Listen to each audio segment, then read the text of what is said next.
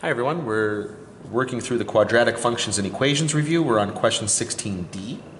And we're going to try to come up with a quadratic equation based on these two roots here. Now I know this is going to be set equal to 0, and then I'm going to have two binomials here. We're going to assume that the stretch value here is a. When we're building the equation here, it doesn't really matter because it doesn't influence the output here. But anyway, let's just take a quick look at this. It's pretty easy with the 5 to know what's going on here. If 5 is a root, that means x minus 5 has got to be one of the factors here. But it's that fraction that's causing the problems here. So to do this, what we're going to do is just take a quick look at another way of writing this.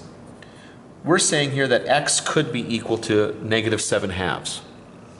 Now, I don't want to put this into the equation. I don't want to have x plus 7/2 there. I don't want the fraction. So to get rid of that, I'm going to multiply through by 2 equals negative 7. Then I'll bring the 7 over. So 2x plus 7 is equal to 0.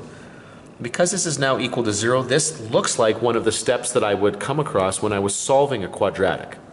Okay, I would, at one point here, after I factored it, I would take the factor and set it equal to 0 to solve. So that's one of my factors here, 2x plus 7. And when you think about it this way too, when I come to this point right here, if I would factor this and was now trying to solve it, notice that what I do is I bring over the 7 and then I divide to get it up to 7/2.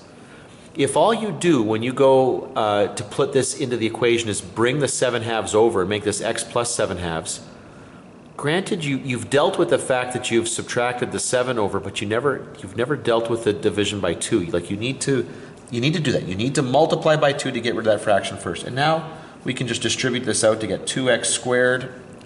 That'll give us negative 10 plus 7x will be negative 3x. And then multiply those last two terms together to get negative 35. And so that's the equation that we've been looking for.